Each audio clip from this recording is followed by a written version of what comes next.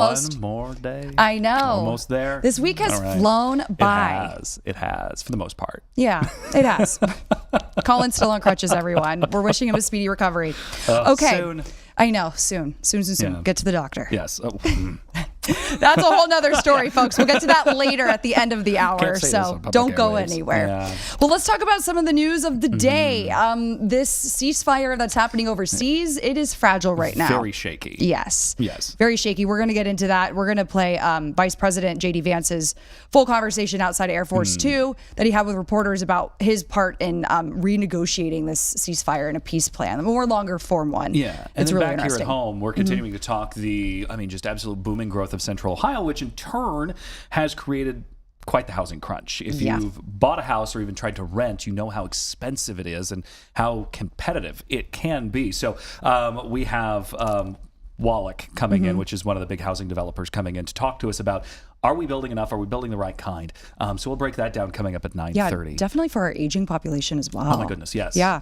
And then we have Jay Fox coming on later in the show. He's going to be really diving into the Athens County fraud scheme that is playing out there right now with the Jobs and Family Services department there in Athens County. And it's more people are now getting involved. Including a county commissioner. Yeah. But first, let's get right to Iran, because this, in less than 24 hours, it was already the ceasefire agreement was already contentious at best when it was announced by both sides, because there were a lot of demands that both sides said needed met that we wondered, were they going to be possible? And then come today, we're already seeing this become very shaky at best. There was a 10-point plan, and then Iran came back and said there's like 3 parts of the plan that they are not working with. And really the biggest point that President Trump wanted to have executed from that plan was to reopen the Strait of Hormuz, which is again responsible for about 1/5 of the world's crude oil supply. And Iran earlier this morning published a new chart, their state media did, basically outlining the possibility that there could be sea mines planted in the Strait of Hormuz. So no one knows if it's actually safe to travel through right now, like what was promised in that original ceasefire plan. So fighting is continuing kind of back and forth in Lebanon as well. And within that 10-point plan, Israel and the White House are saying that the whole Lebanon was not included as part of that, but I know on Iran's side, they wanted this to end with Lebanon as well, because we know the shelling back and forth between Israel into Lebanon is dealing with Hezbollah, which is a close ally of part of the Iranian regime. So Iran is saying Israel is violating this ceasefire agreement between Iran and the U.S. By continuing to shell into Lebanon. So we'll see what happens there. So far to date, we've already seen 13 U.S. service members killed, 400 of them injured. Right, that's a lot. And J.D. Vance, he is going to be negotiating a longer-term plan this weekend in Pakistan, with Iran. And how that will play out, no one really knows. But this is what he candidly talked about, the situation and where things are at with the tensions over there outside of Air Force 2. So take a listen. Well, look, what the president has said is that we don't want Iran to have the capacity to build a nuclear weapon. The president's also said that we don't want Iran enriching towards a nuclear weapon, and we want Iran to give up the nuclear fuel. Those are going to be our demands during the negotiation. And again, we're going to see what the Iranians are willing to give up. If they make a good faith effort to actually give us the things that we need to have a successful negotiation for the security of the American people, I think there's a lot on the other end. If they don't give us what we need, then I think it's going to be bad. But I'm optimistic that the Iranians are going to be smart, that they're going to negotiate in good faith. But to address the 3 points, first of all, he talked about an attack that had allegedly happened on Iran and how that was a violation of the ceasefire. Ceasefires are always messy. An hour after the president announced the ceasefire, the Iranians launched a bunch of missiles. Then the Israelis responded. Then some of the Gulf Arab states responded. This is the nature of a ceasefire. No ceasefire ever goes without a little bit of choppiness. What we have been very clear about is that we want to stop the bombing. We want our allies to stop the bombing, and we want the Iranians to do the same thing. We're seeing evidence that things are going in the right direction, but it's going to take a little time. The second thing Ghalibaf said, which again I found fascinating, is he said, we refuse to give up the right to enrichment. And I thought to myself, you know what? My wife has the right to skydive, but she doesn't jump out of an airplane because she and I have an agreement that she's not going to do that because I don't want my wife jumping out of an airplane. We don't really concern ourselves with what they claim they have the right to do. We concern ourselves with what they actually do. And I think the president's been very clear on the enrichment question. Our position on that has not changed. I think the third thing that he said was Lebanon. Okay, and again, I actually think that is a reasonable misunderstanding, but neither us nor the Israelis said that that was going to be part of the ceasefire. Again, we're working with people to try to get through some of these things, but it's really fundamentally, we're on the right track. We got a lot more to do. We got a lot more that the Iranians are going to have to accept as part of this negotiation, but I think we've got a strong hand and we're going to play it well.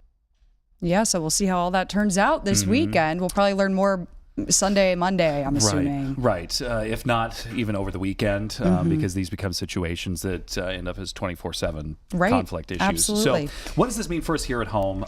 People were protesting yesterday. Yes, there was They're a big upset. protest downtown. And this has really spanned both sides of the aisle, especially on the national sphere. You see close allies of the president even saying, what are we doing? Others saying that this is America First policy by taking care of this situation. But anyway, bringing it back to Columbus, let's take a look at this protest that happened downtown. Yeah, take a listen. In short, it does affect you, right? Our taxpayer dollars aren't being spent on healthcare, education, housing. There's an affordability crisis here in our city. People are really struggling to make ends meet. All the while, we're spending trillions of dollars on this massive Pentagon budget. And so it does affect us. It affects our kids, it affects our students, our international community. I mean, it does affect everyone. In every way is different how it impacts certain people. But, So, you know, kids are probably wondering what's going on right now. Maybe if daddy or mommy's gone, they're wondering why. So it does, it affects everyone. It has dominated the headlines for a long time. So, of course, something that we continue to stay on top of, especially it affects things here at home and creates different talking points here back at home. So, all right. Well, we're going to switch gears to go out of this world. Right. Literally. Literally. Take a look at this. They are getting ready for the splash down of Artemis 2. And, you know, there are some concerns following this splashdown. There are serious risks. They're traveling very fast, high speed, and that can create, you know, we're fire. talking about a lot of heat. A lot of heat with this. This is why those heat shields on those are so important. But, you know, they've been buttoned up to the measure on this the whole time. So, meteorologist Meredith Garfalo, hello. Hi guys. I mean, this has been a talker, I have to say. I mean, you had all the issues with Artemis 1 where there was some concerns with the heat shield, and you know, NASA cleared it and said it's safe, it's going to get our astronauts back. But then you do have a lot of people, former engineers, former NASA astronaut even, that saying, hey, I don't know, you know, this heat shield has to take 3,000 degrees Fahrenheit as it comes through the atmosphere. And I mean, this thing is going tens of thousands of miles per hour, the spaceship, the Orion capsule, with our astronauts in it. And so, you know, just a lot of mixed feelings. I mean, you want to trust that everything's going to be okay. But when you do see that there could be certain issues with the heat shield, that's when the question goes, you know, what do we look at? Because we've been through this before. That is what took down Columbia. Given that was 24 years ago. So, I mean, we've learned a lot since then. And I mean, we learned what went wrong then, and we made those corrections so that wouldn't happen again. So, you know, looking forward to that. Yes, we always have to stay positive, right? I mean, it's like when you go on a roller coaster, you trust the roller coaster is going to operate the way it's supposed to. And so, but there's so much excitement about these this. These splashdowns are so cool too, because I mean, it's so coordinated. I mean, it looks so a lot of people involved. We saw the video. Because it feels haphazard, because it's just like we're just dropping it somewhere in the middle of the ocean, but we know where it's going to we know exactly where it's going to go. Right. And then they just drive the ship out there and just pluck it out of the water. It's planned to a T. The weather weather's good. I mean, there couldn't be better. Obviously, in the mornings, you always have the marine layer. I used to work in California, and that fog comes in, but then it clears. So that's probably a big reason why they have the splashdown just off the San Diego coast in the evening. But I was checking. I mean, you're looking at 2 to 3 footers as far as waves go. You're looking at calmer winds. You're looking at clear skies. So, I mean, everything is setting up for a beautiful night to launch. How long to bring our astronauts home? How long does it take to like descend and come back into the atmosphere? I should look at that. That's a good question. I remember when what was the one that had like Katy Perry and Gayle King? It was not a NASA one, but it was SpaceX. SpaceX. Because that was a few minute ordeal.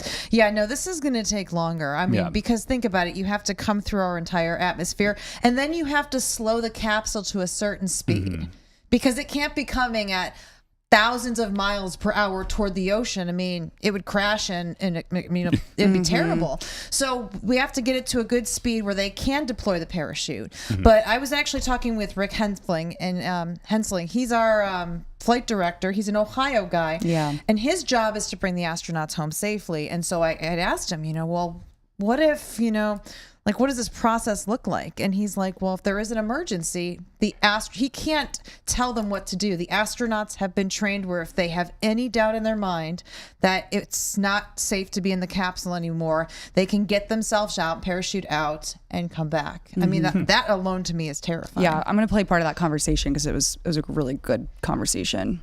Is there anything that just scares you about your role or makes you nervous? We always have opportunities to consult with the astronauts and advise them on how to respond to failures, except for one particular area. As we are coming up on some of the parachute deploys, the timing is really critical, and there just isn't enough time. If a parachute deploy doesn't go well, there's not enough time for the astronauts to call down to the ground, for the ground to think about it, and then for us to provide a recommendation to the astronauts. So we have procedures for the astronauts to respond in real time. But as the lead of the team on the ground, we like to have control and have an opportunity to advise those astronauts. And when it comes to the parachute deploy, there really won't be that kind of time. And so the system needs to work, and if it doesn't work, the astronauts have procedures to work around that problem. How does it feel to be involved in this new age space race that we're in right now? It's a super prestigious honor. There's not a whole lot of folks that get to work in mission control, let alone be a flight director for the mission.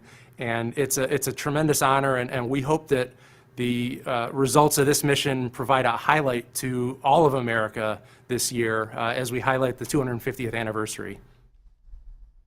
It was so cool to talk to him. There's a whole 15-minute interview, and it's really cool. You learn about what mission control is like, what got him into it, which, by the way, was some of the Ohio astronaut history. That's streaming on 10TV Plus and also at 10tv.com. But, you just think about it, and yeah, it's amazing. We're going to watch history unfold again. In 10 days, you know what I mean? It was like amazing watching them take off, and it's going to be amazing watching them come back down. This is the full circle moment, guys. So what time does this coverage start? So it starts at 7 o'clock. So that's just over an hour before the splashdown is expected. They have it all timed out. I was looking, NASA has a whole rundown of when they're going to come into the atmosphere and do all this. And so what part of our coverage we're going to be doing is going to be going through that hour by hour. But we've got some surprise guests. I have a couple former astronauts that I'm going to be talking to about what their experience was like and what they can tell us about being an astronaut. I'm also going to be talking to the director at Johnson Space Center about the excitement that's building there for bringing our astronauts home. And we've got information about the heat shield. We're going to recap everything for you. So it's going to be so much fun, and you can stream it anywhere, whether it's on your phone or on the TV. Yeah, on 10 TV Plus. There's a little graphic for you if you need a reminder. Again, that's happening tomorrow. Meredith, at what time? 7 o'clock. So we're going 7 to 9. So hope you'll join us again. Come in before and bring the kids. This is history happening, and we're also going to be taking questions, which you can we have the number on our website. We're going to be taking questions, so you can actually ask a question, and I might answer it on our live stream tomorrow. Wow. Our team is so excited to bring you this, and for me personally, it's an exciting moment. I have been studying space and everything space since 2016, so I'm excited to bring you all my knowledge as well. Right. Okay, can we end on a fun note, though? Yes, of course. Meredith found something very special about this because of our shrimp cocktail conversation we had. Yes. Well, you found the full menu of what they've been eating up in space. It's right here. I don't know if we can take it. Can you read it off for us a little bit? Well, let me tell you what it says. It says here, There was 189 unique menu items on there. It's a lot. More than 10 types of beverages, coffee, green tea, smoothies, breakfast drinks, lemonade, which is my favorite, apple cider, cocoa, strawberry breakfast drink. The most common food items, can you guess what might make the top 10? Diet Coke. Oh, Diet Coke. That's a good one. Macaroni and cheese. Mac and cheese is on there. Ice cream. Mango salad. Oh. Mango Tropical salad. fruit salad. Cauliflower, butternut squash. Cauliflower. Interesting. Ew. Could you imagine making... And you just say, yeah. you just like stink up the entire ship. Couscous with nuts, granola with blueberries. There's 5 different hot sauces that are actually flying around that they can add to their thing. That's funny. Do you know how many cups of coffee it will take to power the Artemis 2 crew? Oh. For all of them. I can see it through your paper, so I'm not gonna guess. over the 10 day span? Over like 10 days or just like a day? I don't know. Okay, what's the number? 43. Okay. 43. So Trying to think how much we go through in this think about it, newsroom. there's 4 divided We're not by flying a 4. spaceship. So that would be, that's about a cup a day. 4 divided by 43 is 1, carry whatever. Yeah, they definitely don't want to over caffeinate and be No. shaky Be on jittery in that space. thing. There's Yeah. also culinary flavorings if the food's bland. Maple syrup, chocolate, spread, as we saw Nutella, peanut butter, hot sauce, spicy mustard, almond butter. I mean, this is a buffet for the astronauts. Yeah, geez. And there's 58 tortillas that are on there, and there are 5 Canadian products to represent our astronaut Reed being on here. So Awesome stuff. All right. Well, Meredith, thank you so much. Yeah, Again, this is that fun. live coverage starts tomorrow at 7 p.m. on right here 10 on TV Plus. Absolutely. We'll be right back. Thanks, guys.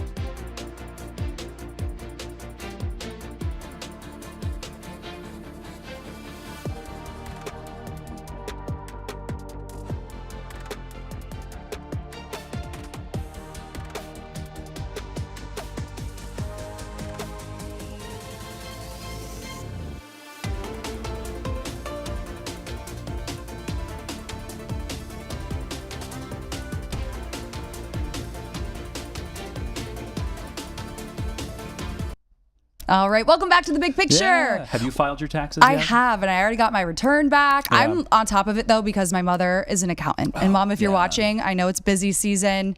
Keep Yeah, up the she's good not work, sleeping much right girlfriend. now. No, they No. are working so much. Oh, my gosh. And my brother-in-law is an accountant, too, and he's working like crazy hours. But that was my initial goal after To be high an school, is accountant? To be an accountant. wow. Yeah. What a hard turn. Real big pivot. You know what? That's funny because my mom was an English teacher before she became an accountant, and just math, English. It's like, how does that add up? So anyway, but that's coming up on Wednesday, the 15th. If you haven't filed, get on top of it. You don't want to have to file an extension. That's such a pain. No. But the Ohio Department of Taxation, they're here to help you this weekend and before Wednesday, the 15th. Yeah, if you've got any questions, you can give the Ohio Department of Taxation a phone call. They'll have extra agents on there, basically their phone tree ready to give you support beginning Saturday. They'll be open from 8 to noon and then 7 to 7 Monday through Wednesday of next week. Yeah, and you just don't want to wait until the 14th. That is just like, procrastination I at its try to get mine done finest. in like February, typically, just to beat the rush and just be like, I'm done. I don't have to think about it anymore. Anyway. Absolutely. Yeah. Well, joining us right now is Lisa Green Lewis. She has 20 years of tax preparation experience.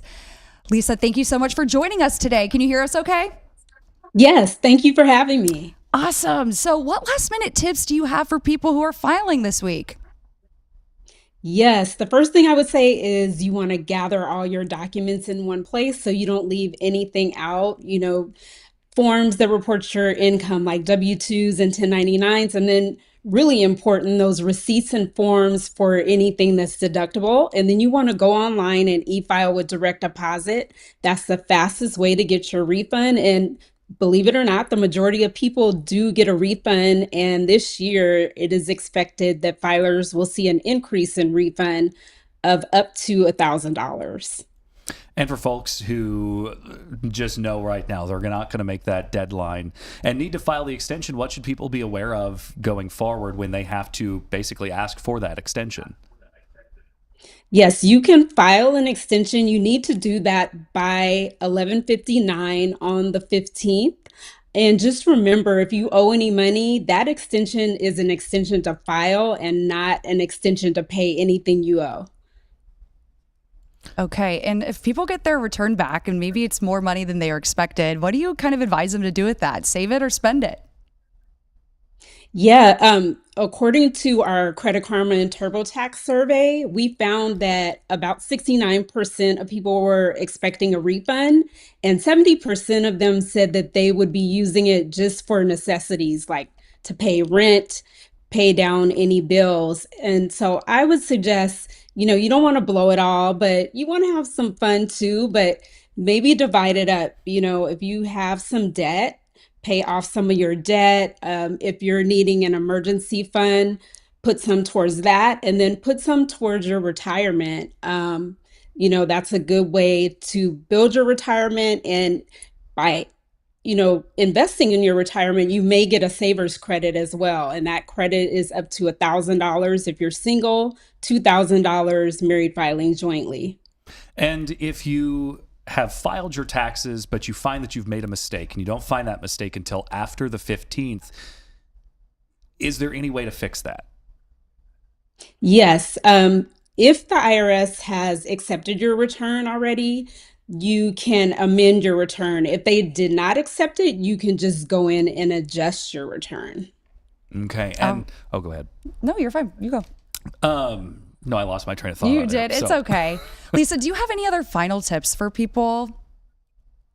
Yes, I would say, you still have time. You have up until 11:59 on Wednesday to make that deadline. And then TurboTax is here for you. You can do your taxes yourself, or our TurboTax experts can do your taxes for you. And that's virtually, or you can come to one of our stores or service centers. And I guess the final question there is, we saw huge changes in the tax code the past couple of years. Is there anything that people should be aware of? I know you all are, staying on top of all of these changes, trying to find where to save the dollars and cents. But is there anything in specific that people coming in with these last minute returns need to know about? Yes, be aware of these changes. So if you're a parent, the child tax credit that increased from $2,000 to $2,200 per child under 17. There's some new deductions out there. If you're a beautician, an esthetician, a rideshare driver that earns tips, there's the deduction for tips, and that's up to $25,000. If you're in a profession that earns overtime, there is the deduction for overtime, and that is up to $12,500. Okay, so people could be getting a lot more money back. Awesome. Right. Lisa, thank you so much for coming on. Thank you for having me. All righty. We'll be right back here on The Big Picture.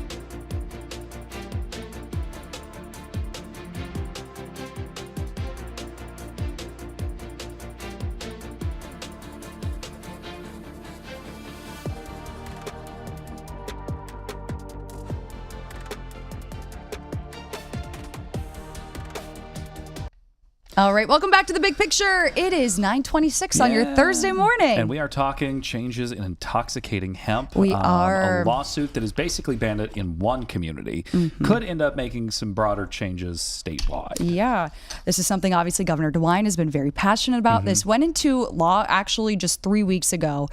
Banning these products, we have some images I want to show you actually. This is what they look like if you're confused. We're not talking about like actual weed products that you get at a dispensary. These are intoxicating hemp products that kind of look like candy, maybe come in a drink form, and maybe are sold at your area gas station or convenience store. One of the big topics that the governor has focused on when talking about these products is the ones that are disguised to look a lot like candy and things that children would reach for. Yeah, absolutely. This is what he had to say about it. It's something he's really been passionate about putting into place within the last 6 months. They have gummy bears that are made out of this intoxicating hemp. Well, looks like we can't hear him. Yeah. It's okay. Technical problems. Yeah, hey, they happen. It's live. So, yeah. Okay. Well, basically, anyway. he talked about the importance of it because it's been falling into the hands of children, and then they eat it and they get sick, and it's basically poison for them, he's saying. Right. And that has been his stance on this really since Ohio legalized it. Now, was that 2 years ago? Yeah. Like recreational? Recreational, yeah. Has it been 2 years? It has. It was 24. Wow. So...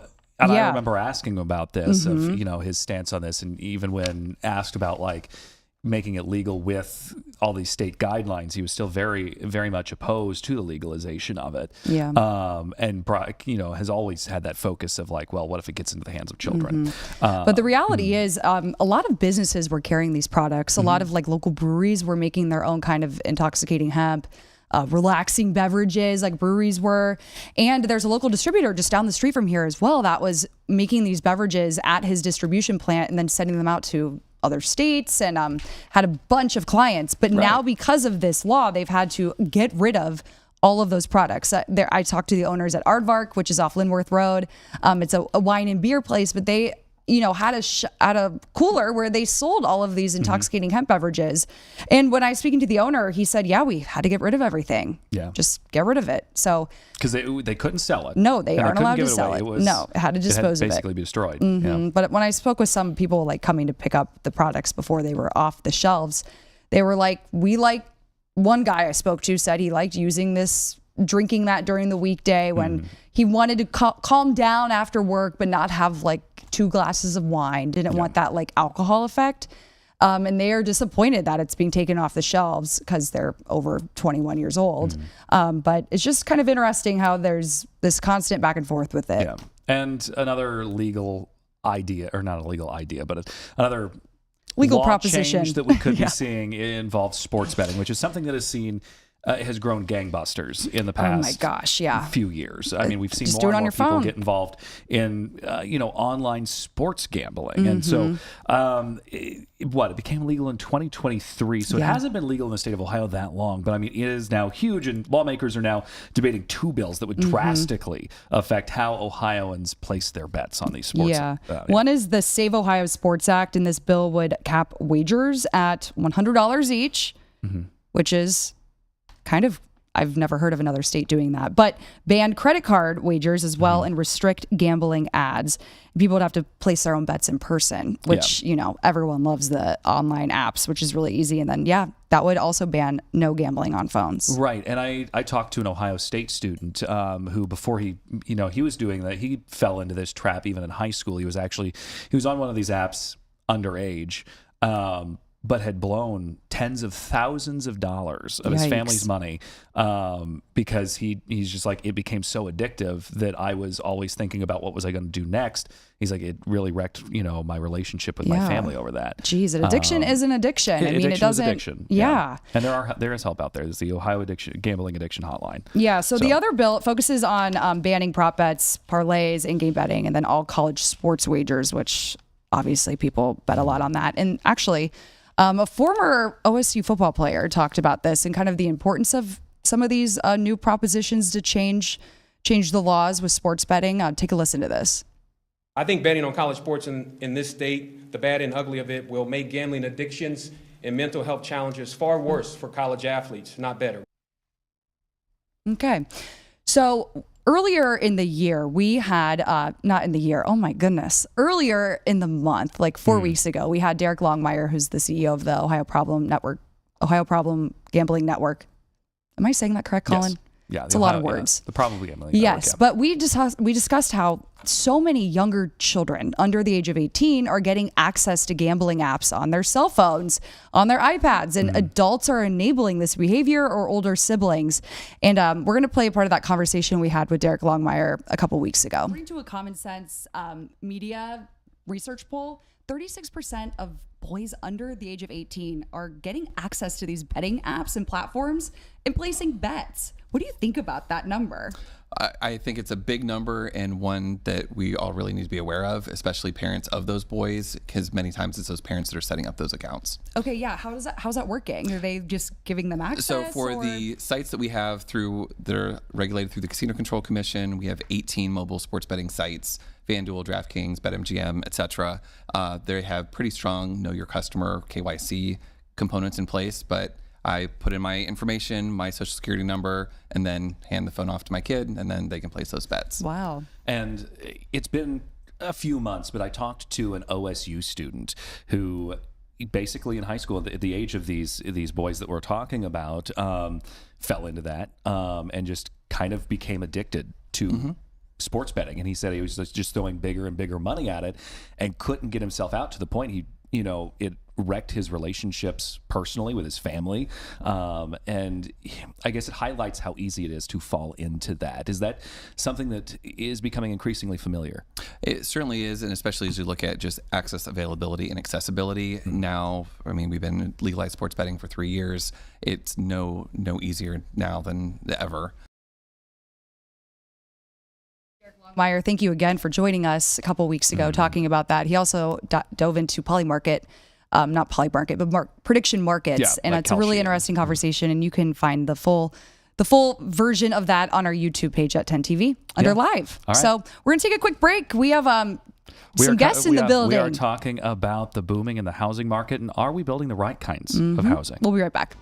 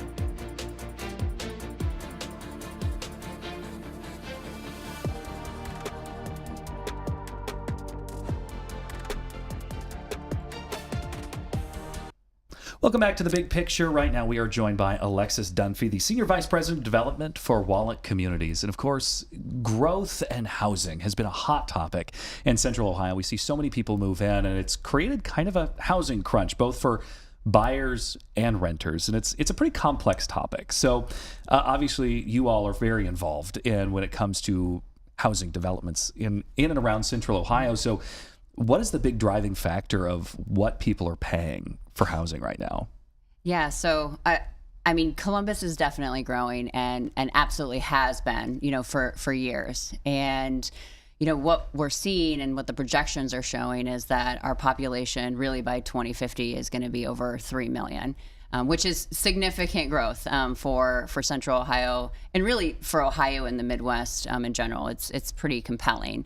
And what we know is that, for years prior to even today, we've really undersupplied the housing needs that we've had. And with that, growth on the horizon, the undersupplied situation continues to, exacerbate. We continue to see really high pressures in our market, and that in turn translates to the high cost of housing and, really impacts what renters are feeling as well. And, building more housing is definitely going to help, the situation. But unfortunately, it's not going to be instant relief. I mean, building housing, certainly at the scale and quantity that is needed, takes years to plan, to finance, and then to construct and bring online. Yeah. And so you're going to continue to be, relatively in a high demand market here for a while. And what I'll also offer that I think is important, and certainly for our company, is, affordable housing is even further, an issue or a challenge because the supply for affordable housing is far less than what we, see on the market rate side. And the speed to market, how long it takes to bring affordable housing to fruition, really just takes longer too. So that's something that's on our mind. I was trying to help a friend find an apartment to rent for under $1,000. It was impossible, basically. What do you have to say about that? I mean, that has changed over the last 8 years, I would say. Yeah, I mean, I think it's the underlying catalyst is really what I just described is, the growth, the amount of individuals that are coming to our market. And, really the reality is that it's also complicated by a situation in which we are really in a high cost environment. So development can really address housing on, the wide range of, price points. But when we're in an environment where we have high construction costs, increasing real estate, increasing insurance premiums, high interest rates, labor shortages, all of that comes to play when we're advancing new housing forms. And unfortunately, as much as developers would love to be able to control those costs, we simply can't. And so even with the new supply of housing that we're bringing on to help correct that demand situation, that housing inevitably is just more expensive to build. And that ultimately means the home that you're ready to purchase and or the rent that you're being charged is going to be higher than it has been historically for that reason too. Yeah, and we look at certain neighborhoods like, Southeast more and certain neighborhoods in Whitehall. There are these smaller 1,100, 1,200 square foot, 2-3 bedroom, 1 bath homes that are typically have always historically been, considered starter homes for a lot of people. Are we building for new stuff coming onto the market? Are we building the right kind of housing? It's a really great question because, oftentimes I think in the headlines and what we're talking about is the overall shortage. We're short X amount of homes. Well, that's not really talking about the vast variety of housing that's meant to be, affordable to those that live in our community. And I don't mean affordability in the sense that maybe some think about it. I mean, affordability really touches all of us. We all need to be able to afford where we live. Yeah. It's not necessarily about a specific age or a specific income band. We all need to be able to afford our rent, right? And so as we continue in this growth environment and then that high cost environment, we're going to continue to see, just pressures on the type of housing that we can bring to bear. And being intentional really about that mix of housing is really the space that we're in today. And, I think that there are, technical definitions that when you talk about the variety of housing, there's technical definitions there when we think about affordable housing, we think about workforce housing or market rate housing, and each and every one of those is really important, has its own path to bring to the market. But, really, for me, it's about, access to housing. How are we thinking about what our demographics look like? How are we thinking about our existing community and who lives here today? and what sort of tools and resources can we bring to bear to be able to ensure that we have housing for everyone that is currently in our community, and not necessarily just what the market could bear in terms of the housing that we're bringing online. Right, because everybody's got a budget. It doesn't got a matter budget. how much you make or whatever. Everybody's got a budget that they have to stay within. Sure. So, and when we talk about budget, people who typically talk about being on a very fixed income are seniors. We haven't talked a lot about them in this interview. So we're seeing, I think it's been referred to as the silver wave. We see a large contingent of that baby boom generation reach that retirement age and looking at downsizing. What is the plan there? Yeah, the silver tsunami, right? Silver tsunami, it's growing every year. Yeah, and particularly for Ohio, what we're seeing is, by 2040, actually, those that are age 60 and up are going to comprise 25% of our total population, which is pretty significant when you put it in, that lens. 2040 is not actually that far away, and what we also know about our seniors is that they're typically on a fixed income. And they're often more likely to live alone. And so with those factors, housing affordability becomes even more important. And that's something that, our company is certainly thinking about. And we're thinking about not only just the cost of housing, but thinking about the extending the independence or being able to support longer term of independence for our seniors. And what that really looks like, or what that means, is trying to find ways to assist what is day-to-day activities for them to continue their autonomy. And historically, we've called that assisted living, and that really comes in the form of we're providing some meals, maybe some light housekeeping, we're talking about social outings and engagement, all the things that help our seniors thrive without needing to necessarily go to a skilled nursing facility or, really rely on, friends and family for that additional day-to-day support. And so what's really exciting about Ohio right now is we've found a space where we're able to bring those assisted living communities to the market in an affordable way. And so we're using some of the traditional, fundamental financing tools that we have on the, affordable housing side, and we're pairing that with the assisted living services that our seniors need, which is really exciting given that demographic that's on the horizon. And it's really helping our independent seniors that are on that fixed income that are relying on maybe SSI payments or Medicaid transition into another chapter or another housing type that keeps them, again, viable, active, and contributing members of our community for much longer than may otherwise, come to bear. And maybe one floor, not so many rooms, manageable for them. Right. Yeah. They're not cutting the grass. They're not trying to clean out the gutters. So, Alexis, thank you so much for joining us on this very important conversation as we continue to talk about Central Ohio's rapid growth. Of course, we do This Week in Boomtown. New episodes drop at 10 p.m. on Fridays with Angela Ann. We'll be right back. Here on The Big Picture, we're talking developments out of Athens County. Yeah.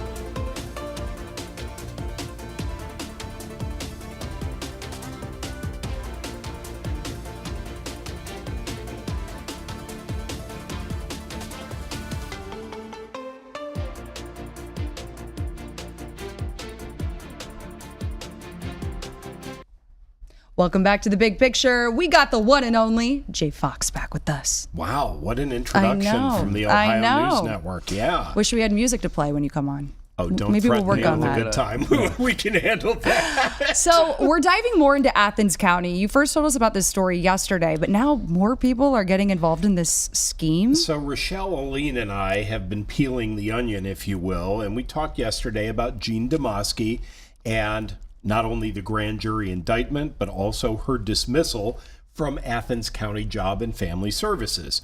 Well, now we've learned that Charlie Adkins, who is an Athens County commissioner, has also been charged in this investigation. And the charge is what's called witness intimidation. So allegedly, this follows a whistleblower letter that came out back in the fall of last year, where both Demoski and Adkins allegedly interrogated and threatened Job and Family Services employees so that they could identify who was the sender of the whistleblower letter. So I had to look up, what is witness intimidation? What is Do we it? know? Calls, emails, texts saying don't do it. Yeah, Bullying. but did you know it's a felony? So check this out. Witness intimidation is when someone tries to stop a person from testifying or reporting a crime through threats, harassment, or force. It's a serious felony because what it does is it strikes at the heart of the justice system. It's real simple. If people are too afraid to testify and speak up, the truth doesn't come to the surface. Yeah, so it's serious. So now we've got penalties that could be coming down. So Jean Demoski faces 8 felony counts, including engaging in a pattern of corrupt activity, theft in office, telecommunications fraud, misuse of credit cards, and also intimidation. Adkins faces this felony count of witness intimidation, and the impact is that the taxpayers are reportedly on the hook for over $1 million in misused funds, and the county might owe as much as $2.6 million back to the state. Wow, that's a lot of money It is for a dark Athens day County too. in Athens County. Yeah, It's a lot of money. I know. Well, let's move over to Preble County. Some skeletal remains were found. This is even more disturbing. I mean, imagine you're on a property and you're nosing around and you open a door and you find a skeleton wearing clothing. That would be enough to scare me off any ghost tour. So in Preble County, northwest of Butler County on the Indiana border, there's a small village of Lewisburg. They have a population of 1,745 people. Now, on Tuesday at 8:15 at night, there were some people milling around on a rural vacant property, and this property, police say, has been known to be inhabited by squatters. So the Preble County Sheriff's Office says the proximity to the interstate is likely the reason why it's such a popular spot for people seeking shelter. And we know from all of our reporting that Southwest Ohio has a big problem with both indigent and homeless people. So they're on the property. They make this gruesome discovery. They contact the sheriff's office. They found skeletal remains of a male inside a small building that neighbors say used to be used as a pool house. Clothing items were still on the body, but it had decomposed so badly that it was like, you remember those? They can't get an identification. Right. You remember those skeletons from science class? Well, imagine if you threw a coat on it, that's what it looked like. So the Montgomery County Coroner's Office has been called in. I don't know how they're going to do it. I would imagine DNA. But they've got to, A, identify the body, and B, identify the cause of death, but more importantly, the time of death, because we don't know whether someone died of natural causes or whether it was a homicide. We have no idea how long ago this happened. And I don't know. I would need a lot of melatonin to sleep after finding something like that. Wow. That's crazy. Wow. Okay. Jay, thank you so much for coming It's always on. a pleasure. Thanks, guys. Have Happy a great Friday Yes. Eve. Yes, All right, have a we'll be great right back Thursday. after the break.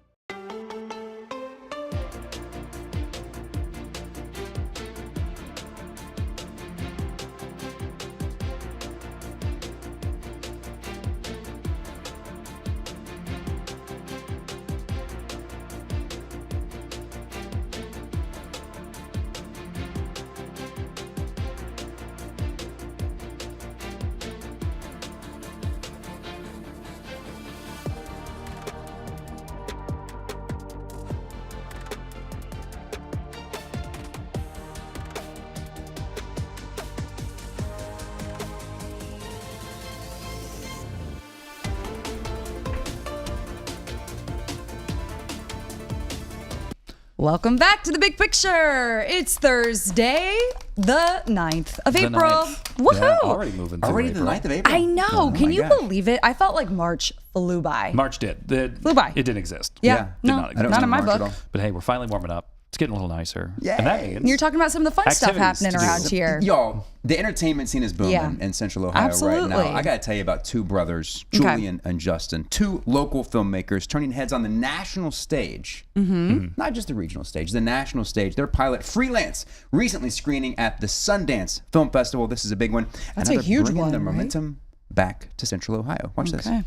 We're about to be all over the place. For brothers Justin and Julian Turner, filmmaking isn't just a dream, it's been years in the making. It goes back to 2012, so 14 years now we've been doing it. Their latest project, Freelance, is getting a lot of buzz. Freelance on 3, freelance on me. It's about a freelance filmmaker named Lance who moves in with his 4 friends who are all in adjacent creative industries chasing their own dreams, and he's on his journey to make his first short film and become a filmmaker. It's a comedy with a personal twist. It's the retelling of what we came up and how we grew in this filmmaking industry. And it's a true family operation. It's like a one-stop shop. We say we do things in-house. It literally is. Our mom is also an exec producer on this. So Nice. it's we have a really cool structure to our approach. Justin and Julian co-direct, leaning on trust and collaboration. Teaming up with a sibling doesn't work for everybody, right? How do you find balance? It's a little bit of push and pull. Yeah. I think that's the thing about filmmaking. We learn that it's highly collaborative. And their teamwork is paying off. Freelance recently screened at Sundance. It was received as good as we could have hoped. It was a sold-out crowd, lots of energy. Also in the audience, we had a lot of Columbus supporters as well who were all on the project. And we were getting go Bucks in Ohio all up and down the street. Now more screenings are planned in Ohio and across the country. Cleveland International Film Festival, then Atlanta Film Festival, and then Series Fest in Denver, Colorado. But no matter how far it goes, they want to keep it rooted here. We did this pilot here in Columbus. We want to stay in Columbus. And they're thinking big. $2 to $3 million to get it all in the can, and then ideally we can go sell it to a network. A big goal, but one they believe can start right here at home. I'm really just trying to keep this homegrown. All right, that looks really good. Only $2 to $3 million to shoot the rest of the series. I see this happening for them. Wow. I watched the pilot. It's excellent. It's really good. I've watched a lot of local and regional things before. They aren't always great. This is hilarious. Their camera work looked great. They're droning the city, making it look really cool. Yeah. They know what they're doing. They got some really talented people on board. A lot of like social media influencers. Yeah. So popular on TikTok and Instagram and things like that. I'm excited. I'm Really excited for cool. what's next for All these right. guys. Yay. So I want to go from the silver screen to the stage. Yeah. Because we're talking about really one of the big shows coming to Kappa, or being brought in by Kappa this year. Yeah, Kappa brings the good stuff. Yeah. Kappa brings the goods. Taking the stage at the Ohio Theater this week. It's a Broadway hit. Yeah. Anything but corny, this one. Boom, boom, tsh. But fair warning, it is actually about corn. We're talking about is. Shucked. Take a look. Shucked is about a place called Cobb County where their entire way of life is corn. And one day the corn starts to die and no one can figure out why. So a brave young woman decides to do something that's never been done. Leave Cobb County. No one really comes in or out, so this is a big deal. So she ends up going to the big city and accidentally enlists help from a con man. Brace yourself. She brings him back to town to fix the corn, and then the rest is hijinks and hilarity. And that's where the storytellers really butter things up, breaking the fourth wall and pulling the audience into the action. We're here to tell you a fable. A farm to fable. We really get a chance to sort of have a new group of people to talk to every day. And so the whole time we're playing with the audience is playing back, and I think that kind of is what keeps it alive after all these years. For Lagerstam, the role hits close to home. I'm from Illinois, so I am, as they say, cornbread and corn-fed. Yeah, grew up like right next to a huge unmarked cornfield. And for Moeller, Ohio is home. I'm from Cincinnati originally, so this is actually the third time on the tour that I've played Ohio, which is awesome. Whether you're from an area with cornfields or not, this musical proves there's more to corn than meets the ear.